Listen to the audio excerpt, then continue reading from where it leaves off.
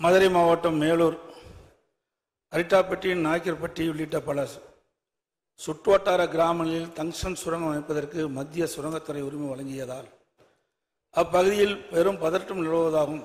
இதன் காரணமாக மாண்புமிகு முதலமைச்சர் அவர்கள் மாண்புமிகு பாரத பிரதமர் அவர்களுக்கு 20/11/2024 அன்று கடிதம் எழுதியதாகவும் இந்த அரசின் செய்தி குறிப்பில் தெரிவிக்கிறது. அக்கடிதத்தில் 3/10/2023 அன்று மாண்புமிகு நீர்வளத்துறை அமைச்சர் ஒரு கடிதம் எழுதியதாகும். அதற்கு மத்திய அரசிடமிருந்து 2/11/2023 அன்று பதில் பெறப்பட்டுள்ளதாகவும் தெரிவித்து இவ்விரு கடிதங்களில் உள்ள முழு விவரங்களும் தெரிவிக்கப்படவில்லை. இதுவரைக்கும் 2 கடிதமே தெரிவிக்கல. எங்களுக்கு கிடைத்த தகவலின்படி mines and minerals development and regulation act MMDR act சுரங்கம் மற்றும் கனிமங்கள் வளர்ச்சி மற்றும் ஒழுங்குமுறை 2023 ஆண்டு திருத்தச் சட்டம் 17/8/2023 முதல் அமலுக்கு வந்துள்ளதாக மத்திய அரசு அனைத்து மாநில அரசுகளுக்கும் 2023 ஆண்டு செப்டம்பர் மாதமே கடிதம் எழுதியுள்ளதாக தெரிகிறது. மேலும் மத்திய அரசு கொண்டு வந்துள்ள இந்த திருத்தச் சட்டத்தில் பிளாட்டினம், டங்ஸ்டன் போன்ற 20 அரிய வகை கனிமங்கள் கிரிட்டிக்கல் மினரல்ஸ் என்று அறிவித்து அவைகளில் ஏல முறைகளை மத்திய சுரங்கத்துறையே செயல்படுத்தும் என்றும் குறிப்பிட்டுள்ளதாக தெரிகிறது. இதன் மூலம் மத்திய அரசு அதிமுக்கிய கனிமங்கள் பட்டியலில் டங்ஸ்டன் கொண்டு வரப்பட்டுள்ளதாக கடந்த ஆண்டு செப்டம்பர் மாதம் எழுதிய கடிதத்தில் தெளிவாக குறிப்பிட்டிருப்பதாக தெரிய வருகிறது. அப்படி எண்ணில் 3/10/2023 அன்று மாண்புமிகு நீர்வளத்துறை அமைச்சர்கள் மத்திய சுரங்கத்துறைக்கு எழுதிய கடிதத்தில் இந்த அரசின் எதிர்ப்பை பதிவு செய்துள்ளார் என்பதை அறிய விரும்புகின்றேன். இந்த சட்ட திருத்தம் நாடாளுமன்றத்தில் கொண்டு வரப்படும் போது திராவிட முன்னேற்ற கழகத்தைச் சேர்ந்த எம்பிக்கள் மற்றும் அதன் கூட்டணி கட்சியைச் சேர்ந்த எம்பிக்கள் முழு அளவில் அழுத்தம் கொடுத்து அங்கேயே சட்ட திருத்தத்தை தடுத்து நிறுத்தியிருக்கலாம். அதை செய்ய இந்த அரசு தவறிவிட்டது. எப்பொழுது பார்த்தாலும் நாங்கள் அதிகமான நாடாளுமன்றங்களை கொண்டிருக்கின்றோம் என்று சொல்கிறீர்கள். தமிழ்நாடு மக்கள் பாதிக்கக்கூடிய எந்த ஒரு திட்டமும் மத்திய அரசால் நிறைவேற்றப்படுகின்ற பொழுது அதை தடுத்து நிறுத்துகின்ற நிலையிலே நம்முடைய நாடாளுமன்றத்தில் இருந்திருக்க வேண்டும். அந்த பணியை அவர்கள் செய்ய தவற விட்டு விட்டார்கள். மாண்புமிகு நிதி அமைச்சர். மாண்புமிகு பேரவைத் தலைவர் அவர்களே, மத்திய அரசாங்கத்திலிருந்து இந்த திருத்த சட்ட முன்வடிவு மாநிலங்களுக்கு அனுப்பப்பட்டு கருத்து கேட்கிற போது அப்போதே நம்முடைய தமிழ்நாடு அரசு அதற்கான எதிர்ப்பை அவர்களுக்கு திட்டவட்டமாக நாங்கள் தெரிவித்திருக்கிறோம். இந்த இதை நாங்கள் ஒத்துக்கொள்ள முடியாது. காரணம், இது ஸ்டேட் அட்டானமிக்குள் நீங்கள் தலையிடுகிறீர்கள். ஒரு மாநில அரசுடைய ஒப்புதல் இல்லாமல் ஸ்ட்ராட்டஜிக் அண்ட் கிரிட்டிக்கல் மினரல்ஸ் என்கின்ற போர்வையிலே நீங்கள் ஒன்றிய அரசு நினைத்தால் எந்த இடத்திலும் போய் நீங்கள் இத்தகைய சுரங்க பணிகளை செய்து கொள்ளக்கூடிய அதிகாரத்தை நீங்கள் மேற்கொள்வதற்கு நிச்சயமாக தமிழ்நாடு ஒருபோதும் தன்னுடைய அனுமதியை வழங்காது என்று தமிழ்நாடு திட்டவட்டமாக தன்னுடைய எதிர்ப்பை அந்த சட்ட முன்வடிவிற்கு ஏற்கனவே தெரிவித்திருக்கிறது. இருந்த போதிலும் ஒன்றிய அரசு அங்கே நாடாளுமன்றத்தில் தனக்கு இருக்கக்கூடிய அறுதி பெரும்பான்மையினுடைய அடிப்படையில் அவர்கள் அந்த சட்டத்தை அன்றைக்கு நிறைவேற்றி வந்து அந்த சட்டத்தை அவர்கள் நிறைவேற்றிவிட்டு நமக்கு சொல்லியிருக்கிறார்கள். சட்ட முன்வடிவிலேயே மிக கடுமையான எதிர்ப்பை திராவிட முன்னேற்ற நம்முடைய மாண்புமிகு முதலமைச்சரான தலைமையில் இருக்கக்கூடிய அரசு ஏற்கனவே தெளிவாக தெரிவித்திருக்கு. பல சட்டங்கள் விவாதம் இல்லாமலே அங்க வந்திருக்கு. இது விவாதத்துக்கு வந்தாங்கிறதே பெரிய கேள்வி. எதிர்ப்பு தெரிவிச்சு சொல்றீங்களா மாண்பு பேரவைத் தலைவர் அவர்களே? இதே போல்தான் மாண்பு அம்மாவுடைய அரசு இருந்த பொழுது காவிரி நதிநீர் பிரச்சனை சம்பந்தமாக உச்ச நீதிமன்றம் அளித்த தீர்ப்பை அப்பொழுது இருந்த மத்திய அரசு நிறைவேற்ற காலதாமதம் செய்த காரணத்தினால் அதை நிறைவேற்ற வேண்டும் என்று அனைத்து இந்திய அண்ணா திராவிட முன்னேற்ற கழக நாடாளுமன்ற 37 பேர் தொடர்ந்து 22 நாட்கள் அவையை ஒத்திவைக்கின்ற ஒரு சூழலை உருவாக்கணும். அப்படி மாநில உரிமை பறிபோகின்ற பொழுது தேர்ந்தெடுக்கப்பட்ட நாடாளுமன்றங்கள் அங்க தகுந்த அழுத்தத்தை கொடுத்திருக்கணும். மெஜாரிட்டி நிறைவேற்றப்பட்டா நம்ம சந்திக்கிறோம்ல, பாதிக்கப்பட்டது தமிழ்நாடு மக்கள் தானே. அதை நிறைவேற்ற வேண்டிய கடமை உங்களிடத்தில் இருக்கின்றது. அதுக்குதான் நாடாளுமன்ற தமிழ்நாட்டு மக்கள் தேர்ந்தெடுத்து அனுப்பிச்சு வச்சிருக்கிறாங்க. சட்டம் நிறைவேற்றப்பட்டு விட்டது. அந்த சட்டத்தின் அடிப்படையில் அவர்கள் அந்த சுரங்க ஏலத்தை நடத்துகின்றார்கள். முதலமைச்சர் அவர்கள் 20/11/2022 பாரத பிரதமருக்கு எழுதிய கடிதத்தில் இந்துஸ்தான் ஜிங்க் லிமிடெட் நிறுவனத்திற்கு வழங்கப்பட்ட டங்ஸ்டன் சுரங்க உரிமையை உடனடியாக ரத்து செய்துவிடவும் சம்பந்தப்பட்ட மாநில அரசின் அனுமதியின்றி சுரங்க உரிமை இலக்கத்தை மேற்கொள்ளக்கூடாது என்றும் வலியுறுத்தியுள்ளதாக குறிப்பிலேயே மாண்புமிகு நீர்வளத்துறை அமைச்சர்கள் கடந்த ஆண்டு அக்டோபர் 3ஆம் தேதி 3/10/2023 மத்திய அரசுக்கு கடிதம் ஒன்றை எழுதியிருந்ததாகும். அந்த கடிதத்திற்கு உடனடியாக 2/11/2023 என்று பதிலளித்த மத்திய சுரங்கத்துறை மாநில அரசின் கோரிக்கையை நிராகரித்ததாகவும் தெரிய வருகிறது. மத்திய நீர்வளத்துறை அமைச்சர் 3/10/2023 கடிதமும் அதற்கு மத்திய சுரங்கத்துறை அமைச்சர் 2/11/2023 பதில் கடிதங்கள் வழங்கப்பட்டதில் அதன் முழு உரம் இதுவரைக்கும் தெரிவிக்கல. தனி தீர்மானத்தில் நீங்க கொண்டு வரல. மேலும் மத்திய அரசு இந்த ஆண்டு 2024 பிப்ரவரி டங்ஸ்டன் சுரங்கத்திற்கு ஒப்பந்த புள்ளி வெளியிட்ட பொழுது இந்துஸ்தான் ஜிங்க் லிமிடெட் நிறுவனம் டங்ஸ்டன் சுரங்க உரிமையை இறுதி செய்யப்படும் வரை, அதாவது 7/11/2024 வரை சுமார் 10 மாதங்கள் இந்த அரசு அமைதியாக இருந்துள்ளது. ஏன்னா 10 மாத காலம் இடைவெளி இருக்குது. அப்பொழுதாவது தங்களுடைய எதிர்ப்பை தெரிவிச்சிருக்கலாம். அது வரைக்கும் தெரிவிக்கவில்லை. ஒப்பந்த புள்ளி கோருவதை கைவிடுங்கள் என்று மாநில அரசு மத்திய அரசை கோரவில்லை என்று மத்திய சுரங்கத்துறை தனது எக்ஸ் பக்கத்தில் தெளிவாக குறிப்பிட்டிருக்கின்றது. ஆகவே மாநில அரசு உரிய நேரத்தில் மத்திய அரசுக்கு தங்களுடைய கருத்துக்களை தெரிவிக்காத காரணத்தினால் இப்படிப்பட்ட நிலைமைக்கு நாம் தள்ளப்பட்டிருக்கின்றோம். 3/10/2023 அதாவது கடந்த ஓராண்டிற்கு முன்பே மத்திய அரசு மாநில அரசு கடிதம் எழுதியதாகும். மாநில அரசின் கோரிக்கையை மத்திய சுரங்கத்துறை நிராகரித்ததும் உள்ள செய்திகள் மதுரை மாவட்ட மக்களுடைய கவனத்திற்கு சென்றவுடன் அப்பகுதி மக்கள் ஆர்ப்பாட்டத்திலும் போராட்டத்திலும் இறங்கியதன் விளைவாகத்தான் மத்திய சுரங்க அமைச்சம் டங்ஸ்டன் சுரங்கம் அமைப்பதற்கு ஒப்பந்த புள்ளி கோரி ஏலம் இறுதி செய்யப்பட்டு டங்ஸ்டன் சுரங்க உரிமை வழங்கும் வரை அமைதியாக இருந்தது இந்த அரசு. திமுக ஆட்சி அமைந்த பிறகு நிறைய இருக்குது, சுருக்கமாக நான் சொல்லிடுறேன். கனிம வளத்தை வியாபார நோக்கில் ஊக்குவிக்கும் வகையில் இந்த அரசே 2024-25ஆம் ஆண்டு இயற்கை வளங்கள் துறை கொள்கை விளக்க குறிப்பில் பக்க எண் 17 மதுரை மாவட்டத்தில் டங்ஸ்டன் அதிக அளவில் உள்ளதாக தெரிவிக்கப்பட்டிருக்கின்றது. மதுரை, மேலூர், அரிட்டாப்பட்டி, நாய்க்கர்பட்டி உள்ளிட்ட பல சுற்றுவட்டார கிராமங்களில் டங்ஸ்டன் சுரங்கம் அமைந்தால் தங்கள் வாழ்வாதாரம் பாதிக்கப்படும் என்பதை உணர்ந்து பல்லாயிரக்கணக்கான மக்கள் விழித்துக் கொண்டு அவர்கள் சாலை மறியல் போராட்டம், ஆர்ப்பாட்டம், போராட்டம் பட்டியலில் ஈடுபட்டவுடன் இந்த அரசு வேறு வழியின்றி முதலமைச்சர் அவர்கள் பாரத பிரதமருக்கு கடிதம் எழுதியுள்ளதாக தெரிகிறது. மேலும் டங்ஸ்டன் சுரங்கம் அமைக்கப்பட்டால் மேலூரை சுற்றியுள்ள கிராமங்களை கவட்டையம்பட்டி, எட்டிமங்கலம், வள்ளாளப்பட்டி, அரிட்டாப்பட்டி, கிடாரிப்பட்டி மற்றும் நரசிங்கப்பட்டி ஆகிய கிராமங்கள் பாதிப்புள்ளாகும் என்றும்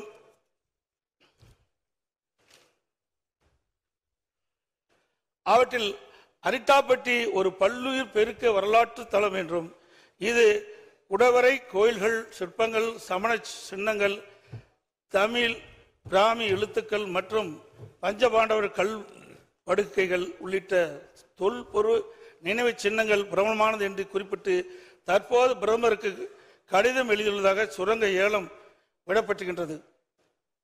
குறிப்பிட்டு தற்போது பிரதமருக்கு கடிதம் எழுதியுள்ளதை சுரங்க ஏலம் விட்டிருப்பதற்கு இந்த ஆண்டு பிப்ரவரி மாதமே எழுதியிருக்கலாம். இதை இப்போ எழுதியிருக்க பதிலாக ஆரம்ப காலகட்டத்திலே இந்த சுரங்கம் அமைப்பதற்கு ஒப்பந்த புள்ளி கோருகின்ற போதே இந்த விவரத்தை மத்திய அரசுக்கு எழுதப்பட்டிருந்தால் இந்த ஏலத்தை தடுத்து நிறுத்தியிருக்கலாம்.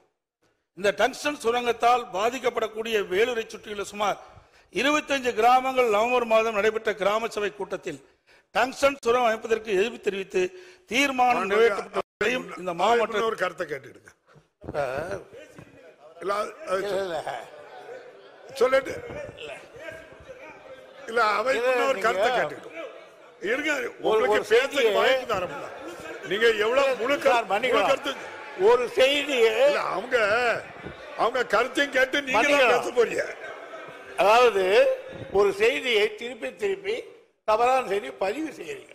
அவர் என்ன கேட்கிறாருன்னு கேட்டா, நீங்க கடிதம் எழுதுறீங்க, அந்த கடிதத்தில் என்ன இருக்குன்னு சொல்லல, அவங்க என்ன சொல்றாங்க அது தெரியல, இது தெரியலன்னா நீங்களும் ஒரு முதலமைச்சர் இருந்தவர், இந்த மாதிரி ஒரு தீர்மானத்தை கொண்டு வரும்போது அந்த டாக்குமெண்ட்ஸ் பூரா அந்த தீர்மானத்தில் வராது. உங்களுக்கு அது தேவை என்றால் நீங்க வேற தனி தீர்மானம் போட்டோ அல்ல கேட்கலாம். ஆக இதில் என்ன சொல்லுவாங்க தீர்மானத்தில்னா மைய கருத்தை தான் சொல்லுவாங்க. அவர் சொல்றாரு இங்க வந்துட்டு நீங்க வைக்கல போடல அப்படின்றாரு. இந்த ஏலம் விடும் அதிகாரத்தை அவங்க ஒரு minor and mineral development regulation act, அதான் MMDR சொல்லுவாங்க. அந்த ஆக்ட்ல ஒரு திருத்தத்தை அவங்களே பண்ணிட்டாங்க. யாரையும் கேட்கல. திருத்தத்தை பண்ணிட்டு என்ன செய்தாங்கன்னா அந்த கனிமத்தை அந்த டங்ஸ்டனை ஏலம் விடுகிற அதிகாரம் அது என்ன சொல்றாங்க அந்த திருத்திட்டு நமக்கு சொல்றாங்க ஏலம் விடுகிற அதிகாரம் ஒன்றிய அரசுக்கு மட்டுமே உண்டு. இதை விட கேவலம் எல்லாருக்கும் சொல்றாங்க ஒன்றிய அரசால் தேர்வு செய்யப்படும் ஏலதாருக்கு சுரங்க குத்தகை வழங்கும் அதிகாரம் மட்டுமே மாநிலத்துக்கு உண்டு.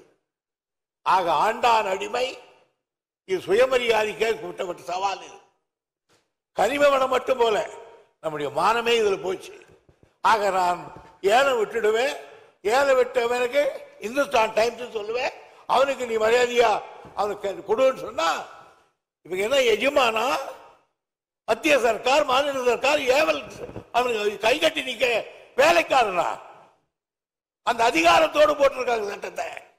இந்த சட்டம் தெரிவிச்ச உடனே நான் 3/10/2003 ஒன்றிய சுரங்க அமைச்சருக்கு உடனே கடிதம் எழுதினேன். விவரமா எழுதினீங்களா கேட்கறீங்களா? உரிமைகள் மாநில அரசின் கட்டுப்பாட்டில் உள்ளதால் we are owner of this land. மேற்படி சட்ட திருத்தம் மாநில அரசின் உரிமைகளை பறிப்பது போல் ஆகிறது. இதை விட என்ன சொல்றது? எனவே முக்கியத்துவம் மற்றும் அதிமுக்கியத்துவம் வாய்ந்த கனிமங்களை கிரிட்டிக்கல் அண்ட் ஸ்ட்ராட்டஜிக் மினரல்ஸ் சுரங்க குத்தகை அனுமதி வழங்கும் அதிகாரத்தை மாநில அரசுக்கே அளிக்கும்படி கேட்டுக்கொள்கிறேன். இதுக்கு மேல என்ன சொல்றது? ஒரு மரியாதைக்காக தான் மரியாதை சொல்ல முடியும். அடுத்து நீங்க சொல்றீங்க என்ன செய்யறீங்கன்னு. இதெல்லாம் நடந்ததுக்கு அப்புறம் அவங்க திருப்பி சொன்னதுக்கு அப்புறம் அவங்க என்ன சொல்றாங்க? எங்களுக்கு தான் அதிகாரம் உண்டு, நீங்க எல்லாம் எங்களுக்கு ஒத்துழைங்க அப்படின்னு கேட்டு விட்டுட்டாங்க. உடனே அதுக்காக ஒரு இந்த இவருக்காக மற்ற புத்தக பார்க்கிறோம் நிலைமை இப்படி இருக்கும்போது சுற்றுச்சூழல் பாதுகாப்பு இயக்கம் இன்னொன்னு பார்க்கணும். நாம சொல்றது தப்பா ரைட்டான்னு மினரல் எக்ஸ்ப்ளோரேஷன் கார்பரேஷன் லிமிடெட் அவங்க நம்மளை கேட்டாங்க என்ன பாதிப்புன்னு. புள்ளி விவரங்களை தெரிவிக்கும். இந்த பகுதியில் அரிட்டாப்பட்டி கிராமத்தில் 0.04 ஹெக்டர் நிலமும் மீனாட்சிபுரம் கிராமத்தில் 53.58 ஹெக்டர் நிலமும் பல்லுயிர் தளமாக வரையறுக்கப்பட்டுள்ள என்ற விவரத்தை புள்ளியியல் மற்றும் சுரங்கத்துறை ஆணையாளர் அவர்களுக்கு ஆணையாளர்களுக்கு இவங்களுக்கு யாருக்கு மினரல் எக்ஸ்போர்ட்டர்கள் அனுப்பிச்சோம். ஏங்க நம்ம சொல்ல தப்பான்னு கேட்டாங்க. அதை கேட்கப்பட்ட பிறகு அதுக்கு அது கூட தள்ளிட்டு அவங்க நாய்க்கம்பட்டியில 24/2/62 ஒன்றியத்தில் ஏலம் விட்டுட்டாங்க. விட்டுட்டு சொல்றாங்க இந்துஸ்தான் நிறுவனத்துக்கு தகுதியான ஏலமாக கருதி இருக்கிறோம், அரசு அறிவிச்சிருச்சு. சுற்றுச்சூழல் பாதுகாப்பில் நம்ம கொடுன்னு கேட்டாங்க. அந்த நேரத்தில் தான் அந்த தமிழ்நாடு சுற்றுச்சூழல் பாதுகாப்பு இயக்க உறுப்பினரான சார் முகிலன் அவர்கள் சில நாய்க்கன்பட்டி பகுதியில் டங்ஸ்டன் கனிம உரிமத்தை வழங்குவதை எதிர்த்து அதுக்கு மேல கொண்டு போய் ஒரு தீர்மானத்தை அவர் கூட கொடுத்தாரு. இவ்வளவு நடந்து முடியல. அப்பவும் கேட்கலன்றதுக்கு அப்புறம் தான் நம்முடைய முதலமைச்சர்கள் பிரதமருக்கே ஒரு கடிதத்தை அற்புதமாக எழுதினார். இதுவாக எப்படி டங்ஸ்டன் சுரங்க திட்டத்தை கைவிடவே ஒன்றிய சுரங்க அமைச்சருக்கு அறிவுறுத்துமாறு அந்த அமைச்சருக்கு எழுதினேன். தலைவர் என்ன எழுதுகிறார்? முதல்வர் பிரதமருக்கு எழுதுகிற கடிதத்தில் இந்த பகுதியிலே டங்ஸ்டன் சுரங்கத்தை திட்டத்தை கைவிட ஒன்றிய சுரங்க அமைச்சருக்கு அறிவுறுத்துமாறு மாண்புமிகு தமிழக முதல்வர் தனது 28/11/2004 கடிதத்தில் குறிப்பிட்டு பிரதமருக்கு கடிதம் எழுதினார். பிரதமரும் பேசாமையிட்டார். ஏன்? இந்துஸ்தான் லிமிடெட் வேதாந்தா பிரபாகரம் ஆகியனால நாங்க எல்லாத்தையும் செய்யாம நாங்க செய்திருவோம். நீங்களே என்ன பேச போறீங்க சொல்றீங்க? தெரிய வருகிறது. ஏன்னா உங்களுக்கு மெட்டீரியல் இல்ல, தெரிய வருகிறது. ஒரு தப்பா நான் சொல்லல. நீங்கள் முதலமைச்சர் இருந்துங்க, நிர்வாகத்தில் அப்படிதான் இருக்கும். ஒரு தீர்மானத்தை போடுவோம், அவ்வளவுதான். மாண்புமிகு எதிர்க்கட்சி தலைவர் அவர்கள், மாண்புமிகு பேரவைத் தலைவர்களே, ஒரு மூத்த உறுப்பினர் தன்னுடைய பேச்சில் நிறைய சர்ச்சைன்னு சொல்றாரு. நாங்க கேட்கறதை நீங்க கடிதம் எழுதியிருக்கிறீங்க, என்ன விவரம் எங்களுக்கு எப்படி தெரியும்? நீ சொன்னா தானே தெரியும். இப்பதான் நீங்க சொல்லி இருக்கிறீங்க, அதனால தெரிய வருதுன்னு நான் சொல்றேன். இதை நீ கிண்டல் அடிச்சு இப்பதானே வருது, இப்பதான் கடிதம். நாங்க அங்க இருந்த கடிதத்தை உங்களுக்கு கொண்டு அனுப்பணுமா? இல்ல அவங்க, அதாவது நீங்க சொன்னது அவங்க என்ன சொன்னா தெரிய வருகிறேன்னு தான் நீங்க சொல்ல முடியும். உங்களுக்கு கவனத்துக்கு நாங்க தரலங்கிறத அவை முன்னவர் தெளிவுபடுத்திட்டாங்க. எங்களை பேச விடுங்க பேரவைத் தலைவர்களே. பேரவைத் தலைவர்களே, தாங்கள் எழுதிய கடிதம் எங்களுக்கு எப்படி தெரியும்? நீங்கள் அதை வெளியிட்டு எங்களுக்கு தெரியும். அதான் தெரிய வருகிறது நான் சொல்றேன். தெரிய வரை சொல்ல மாட்டேன் விளக்கம் நீங்க சொல்லி இருக்கிறீங்க. அதைத்தான் அவங்க பதிவு பண்ணாங்க. நீங்க இப்படித்தான் எழுத முடியும்னு சொன்னாங்க.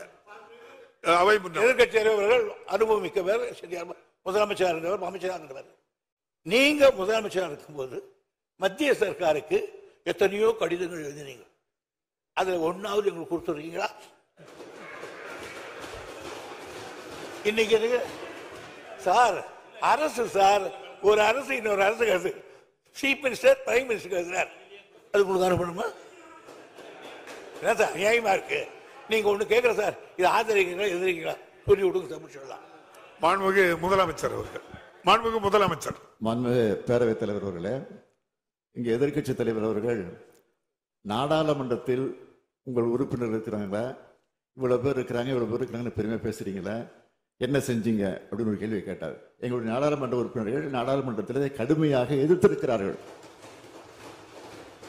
நான் கூட எதிர்க்கட்சி தலைவர் ஒரு ஆதாரமாக பேச மாட்டார் என்று இப்பொழுது அமைதியாக இருந்தார். ஆனால் இப்பொழுது நான் விவரத்தை கேட்டு ஆதாரத்தோடு சொல்லுகிறேன். எங்களுடைய நாடாளுமன்ற உறுப்பினர்கள் கடுமையாக அதை எதிர்த்திருக்கிறார்கள். அது மட்டுமல்ல, அங்கே போராட்டத்தில் ஈடுபட்ட நேரத்தில் அந்த மாவட்டத்தில் அமைச்சராக இருக்கக்கூடிய மூர்த்தி அவர்கள் நேரடியாக சென்று அவர்களுக்கு இந்த போராட்டத்தினுடைய தன்மையை பற்றி அறிந்து கொண்டு அதை நிறுத்துங்கள், உங்களுக்கு ஆதரவாக இந்த அரசு இருக்கும் என்று சொல்லி அதற்கு பிறகு முதலமைச்சர் கடிதம் எழுதியிருக்கிறார் என்ற விவரத்தையும் சொல்லி சட்டமன்றத்தில் இது போன்ற தீர்மானத்தை நான் கொண்டு வரப்போகிறோம் என்பதையும் அந்த போராட்டத்தில் ஈடுபட்டிருக்க சொல்லி அதற்கு பிறகுதான் இந்த தீர்மானம் வந்திருக்கிறது என்பதை நம்முடைய எதிர்க்கட்சி தலைவர்கள் புரிந்து கொள்ள வேண்டும் என்பதை தெரிவித்துக் கொள்கிறேன். மாண்புமிகு அவை முன்னவர். மாண்புமிகு எதிர்க்கட்சி தலைவர் கூட திமுக எதிர்க்கவில்லைன்னு சொல்ல, தெரிகிறது சொன்னார். எதிர்க்கவில்லைன்னு தெரிகிறது, அதே சொல்றீங்களா சார் நீங்களா சார்?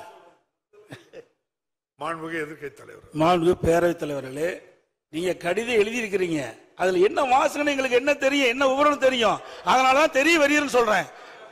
ஆகவே ஒரு பொருள் தெரிஞ்சதானே சொல்ல முடியும். நீங்க கடிதம் மத்திய அரசுக்கு எழுதியிருக்கிறீங்க, என்ன விவரம் எழுதிருக்குன்னு எங்களுக்கு எப்படி தெரியும்? அதாவது மத்திய அரசு உங்களுக்கு பதில் கடிதம் கொடுத்திருக்காங்க, அதுல என்ன விவரம் தெரியும்? இப்ப பிரச்சனை வரங்காட்டி நீங்க பேசுறீங்க, அந்த பிரச்சனை எங்களுக்கு ஆழம் தெரிஞ்சிருக்க வேணும்ல எதிர்க்கட்சிக்கு, அதை நீ வெளிப்படுத்தலையே.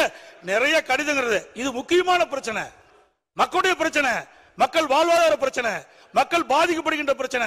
அப்படி பிரச்சனை வருகின்ற பொழுது நீங்க தனி தீர்மானம் கொண்டு வருகின்ற பொழுது அந்த விவரம் எதிர்க்கட்சிக்கு தெரிய வேணும்ல, மக்களுக்கு தெரிவிக்கப்பட வேணும்ல. நீங்க தனி தீர்மானம் கொண்டு நிறைவேற்றணும், ஆமாம் போட்டு நாங்க போகணும், எதையுமே சொல்லக்கூடாது, எதையும் விளக்க கேட்க கூடாது. என்னங்க நியாயம்? அவை முன்னவர் உட்காருங்க. இல்ல கோபப்படாதீங்க சார்.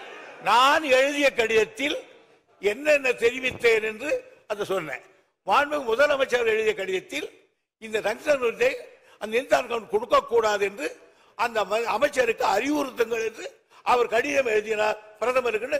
அந்த கடிதத்துக்கு 2 சரத்தையும் கூட்ட சொல்லிட்டேன். நீ இதுக்கு மேல என்ன வேணும்? அது காப்பி வேணுமா? மாண்புமிகு எதிர்க்கட்சி தலைவர். மாண்புமிகு பேரவைத் தலைவர்களே, இது ஒரு முக்கியமான பிரச்சனை, அங்க இருக்கிற மக்களுடைய வாழ்வாதார பிரச்சனை. அதை தான் நான் முன்னிறுத்தி நான் பேசிக்கிட்டு இருக்கிறேன். அதாவது பிப்ரவரி மாசமே ஒப்பந்த புள்ளி கோரப்பட்டு விட்டது. 10 மாசம் என்ன பண்ணீங்க? அரசாங்கம் தான் நடத்திக்கிட்டு இருக்கிறீங்க. அப்படி அரசாங்கம் நடத்திக்கிட்ட பொழுது மக்களுடைய பிரச்சனை வருகின்ற பொழுது அதை தட்டி மத்திய அரசு கேட்க வேணும்ல. நீங்க எந்த வித கடிதமும் எழுதவில்லையே மத்திய அரசுக்கு. இந்த சுரங்கத்தை தடுத்து நிறுத்த வேண்டும் என்று எந்த கடிதமும் மத்திய அரசுக்கு எழுதவில்லை என்று எக்ஸ் வலைதளத்தில் மத்திய சுரங்கத்துறை அமைச்சர் வெளியிட்டு இருக்கிறாங்க. அதுக்கு என்ன பதில் கொடுக்க போறீங்க? ஒரு எதிர்ப்பு தெரிவிக்கலையே. தெரிவிச்சிருந்தா இந்த பிரச்சனை வந்திருக்காது. நாங்க தடுத்து நிறுத்தணும் அவர் சொல்றாரு. பேரவைத் தலைவர் அவர்களே, இவ்வளவு வேகமாக பேசிவிடுகிற காரணத்தால் இதை சாதித்து விட்டோம் என்று நீங்கள் நினைத்து விட வேண்டாம். நிச்சயமாக சொல்கிறேன், உறுதியாக சொல்கிறேன். நாங்கள் அப்போது தொடர்ந்து கடிதம் எழுதியிருக்கிறோம், தொடர்ந்து போராட்டங்கள் நடத்தி கொண்டிருக்கிறோம். எங்களுடைய கண்டன குரலை நாடாளுமன்றத்திலே பதிவு செய்திருக்கிறோம். அது மட்டுமல்ல, போராட்ட கலவரத்தில் ஈடுபட்டிருக்கும் கூட நம்முடைய அமைச்சர் பேசுகிற போது இது போன்ற தீர்மானம் அவையிலே சட்டமன்றம் கூடுகிறதற்கு கொண்டு வருவோம் என்று சொல்லிதான் தெளிவுபடுத்தி இருக்கிறோம்.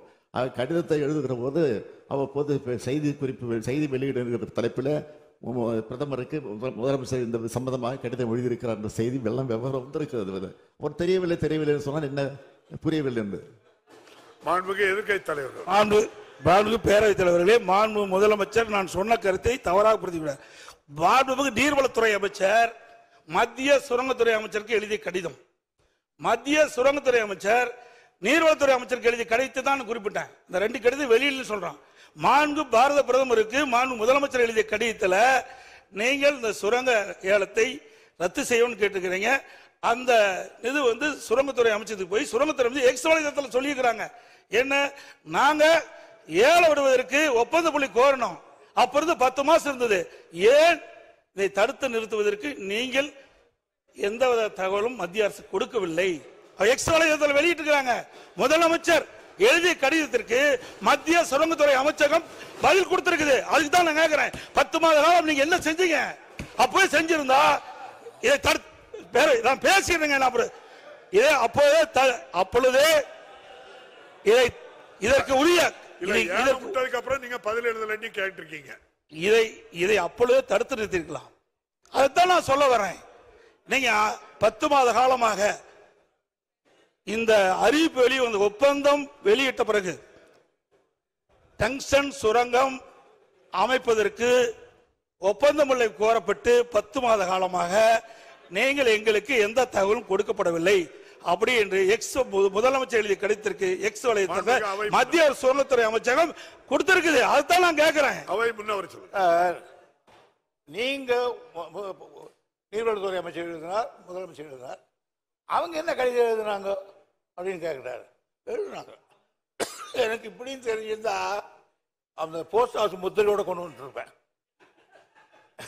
2/11/2021 அன்று ஒன்றிய சுரங்கத்துறை அமைச்சர் அளித்த பதிலில் உரிய சட்ட திருத்தங்களை மேற்கொண்ட பிறகே இந்த ஏலம் விழுவதாகவும் தேசிய அளவிலான தேவைகளை கருத்தில் கொண்டு மாநில அரசுகள் இந்த கொள்கைக்கு ஒத்துழைக்க வேண்டும் என்று குறிப்பிட்டிருந்தார்.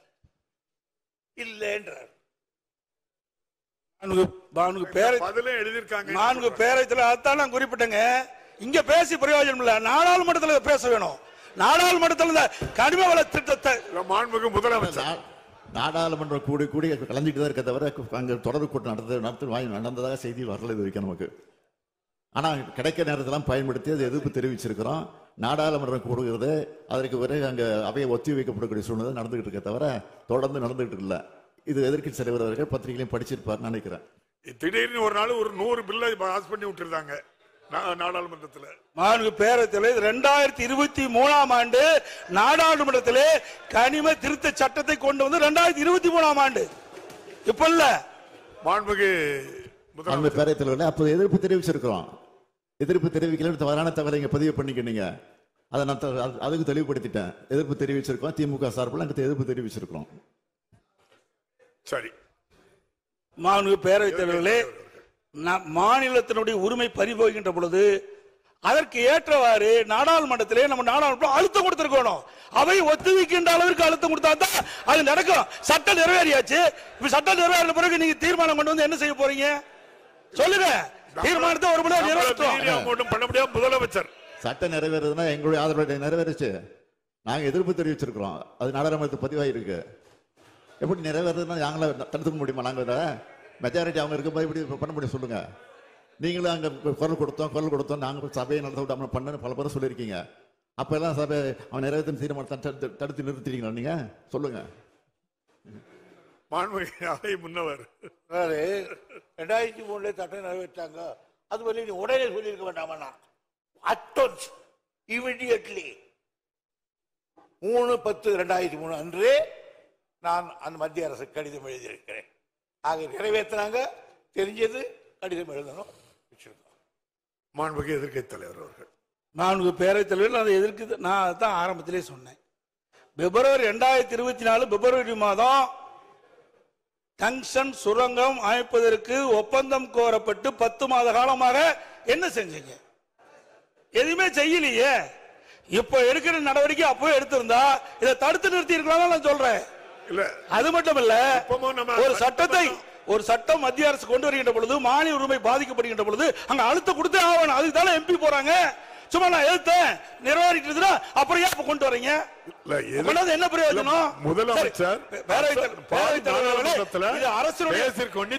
பேரவைத் தலைவர்களே, அரசுடைய அலட்சியத்தால் இன்றைக்கு அவன் பகுதி மக்கள் பாதிக்கப்படுறாங்க.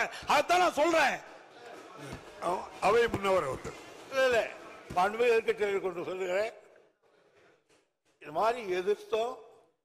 நான் என் கடிதம் எழுதினா, அவர் எழுதினார், சுற்றுச்சூழல் எழுதினார். எதுக்கும் பணியாத காரணத்தால் தான் இந்த மன்றத்துக்கு இந்த மன்றமே இதை அந்த திட்டத்தை எதிர்க்கிறது, இந்த தீர்மானத்தை ஆதரிக்கிறது கொண்டு வந்திருக்கோம். நீங்க இப்போ என்ன சொல்றீங்க? இந்த திட்டம் நமக்கு தேவையில்லாத ஒண்ணு தானே, சுரங்கம் வரக்கூடாது இல்லையா? அப்படின்னா தீர்மானத்தை ஆதரிங்க. இல்ல சுரங்கத்தை வேதாந்தா பக்கமோ நீங்களும் சேர்ந்துக்கிட்டா ஆதரிச்சுக்கோங்க. மாண்புமிகு எதிர்க்கட்சி தலைவர் அவர்கள். மாண்புமிகு பேரவைத் தலைவர்களே, இதுவரை அலட்சியமா இருந்துவிட்டு இப்படி பதில் சொல்வது சரியல்ல. ஏனென்றால் ஒரு அரசாங்கம் அவ்வப்போது விழித்துக் கொண்டு மக்களுக்கு பிரச்சனை ஏற்படும் தீர்த்து வைக்கணும். அலட்சியமாக இருந்தது சொல்றாரு. எந்த விதத்திலும் இந்த திமுக ஆட்சி அலட்சியமா இருந்தது இல்ல. பொது மக்களுடைய பிரச்சனை பொறுத்தவரை நாங்கள் இது வரைக்கும் அலட்சியமா இருந்தது கிடையாது. அலட்சியமா இருந்தங்கிற அவை குறிப்பிலிருந்து நீக்கிறேன். அலட்சியம் வேண்டாம். 4 பேரவைத் தலைவர்களே, நீங்க அந்த ஆசனம் அலட்சியம் என்பது நான் தவறா சொல்லல. அலட்சியம் என்பது அன்பார்க்க. அதாவது எதுக்கு பேசுறீங்க? எதுக்கு தீர்மானங்களை பேச விட்டுட்டு எதிர்கட்சி என்ற பிரதான எதிர்கட்சி என்ற முறையில் அரசு சரியான முறையில் நடவடிக்கை எடுத்திருந்தா ஆரம்ப காலகட்டத்தில் தடுத்திருக்கலாம் சொல்றேன். அதுதான் இத்தனை வரைக்கும் பேசிட்டு இருக்கிறேன். வேற என்னத்தை நாங்க சொல்றோம்? அது மட்டும் இல்ல, இதுல சில முக்கியம். முதலமைச்சர் இப்ப கடிதம் எழுதியிருக்கிறார். இது ஒப்பந்த புள்ளி விடுகின்ற பொழுதே கடிதம் எழுதியிருந்தா இது நிறுத்தப்பட்டிருக்கும். இரண்டாவது, முதலமைச்சர் தலைவர்களே திரும்ப திரும்ப அதையே சொல்லிக் கொண்டிருக்கிறார். ஒன்றிய அரசு இது விஷயத்துல ஏலம் விட்டு விட்டுவதாக சொல்லிக் கொண்டிருக்கிறார். இந்த அரசை பொறுத்தவரையில் நிச்சயமாக சொல்கிறேன், ஏலம் விட்டாலும் சரி, நிச்சயமாக உறுதியாக இந்த அரசு அதற்குரிய அனுமதியை தருவதற்கான வாய்ப்பே கிடையாது. அதில் திட்டவட்டமாக இருக்கிறோம். இதுதான் முடிவு. மாண்புமிகு எதிர்க்கட்சி தலைவர் அவர்கள். நான்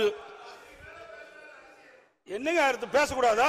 பேசுங்க. நீங்க மக்களுடைய பிரச்சனைங்க சட்டமன்றத்தில் பேசியா? தயவுசெய்து அமைதியா இருங்க, உட்கார்ந்துட்டு பேசண்டா. நீங்க மாண்புமிகு பேரவைத் தலைவர்களே, நான் அவையுடைய கவனத்திற்கு கொண்டு வருவது, இதையெல்லாம் முன்கூட்டியே நடவடிக்கை மேற்கொண்டிருந்தால் இவ்வளவு பிரச்சனை வந்திருக்காது. மக்கள் போராடி இருக்க மாட்டாங்க. அதைத்தான் அரசுடைய கவனத்துக்கு கொண்டு வர்றேன். அது மட்டும் இல்ல, மாண்புமிகு அவை முன்னவர், மாண்புமிகு எதிர்க்கட்சி தலைவருக்கு உறக்கமா பேசுறாரு, நானும் பேசிடுவேன். ஏற்கனவே இந்த திட்டத்தை எல்லாம் நாங்கள் முயற்சி எடுத்து மத்திய சர்க்காருக்கு தெரிவித்து அவர்கள் ஆன காரணத்தால் தான் இந்த தீர்மானத்தை கொண்டு வந்திருக்கிறோம்.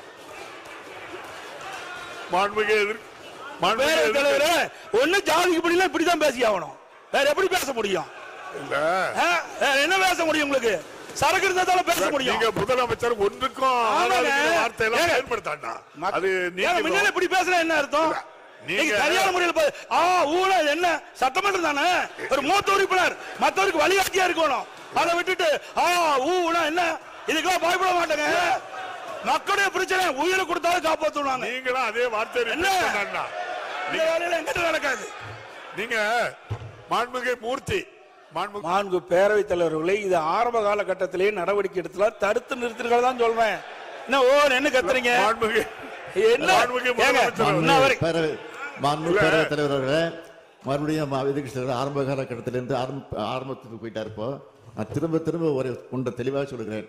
நான் முதலமைச்சராக இருக்கிற வரையில் நிச்சயமாக ஒன்றிய அரசு இந்த திட்டத்தை கொண்டு வர முடியாது. அது வந்தால் அதை தடுத்தே தீர்வோம்.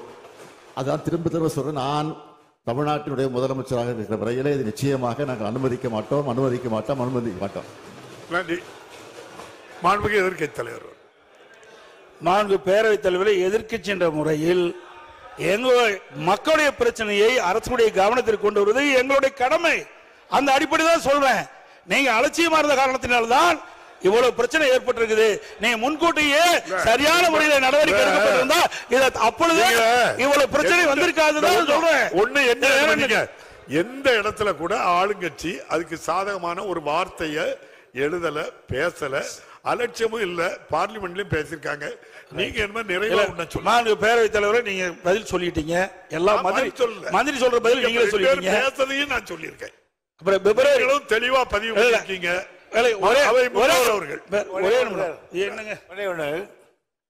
மாண்புமிகு முதலமைச்சர் இந்த மாபெரும் சபையில் 3 தரம் நான் முதலமைச்சராக இருக்கிற வரையில் மத்திய சர்க்காரே அதை கொண்டு வருகிறது என்று சொன்னாலும் சரி, அதை நான் இங்கு நடத்தப்பட மாட்டேன் என்று பிரகடனப்படுத்தி இருக்கிறார். இந்த பிரகடனத்துக்கு பிறகு கூட நீங்கள் சந்தேகிக்கிறீர்கள் என்று சொன்னால் இதை விட நீங்கள் வேதாந்தா அக்காவுக்கு நேரடியாக பேசிவிடலாம். மாண்புமிகு எதிர்க்கட்சி தலைவர், பேரவைத் தலைவர்களே, அந்த நிறுவனத்திற்கு ஆதாரமாக எங்களுக்கு அச்சம் ஏற்படுது. ஏன்னா 10 மாசம் கிடப்பில போட்டிருக்கீங்களா?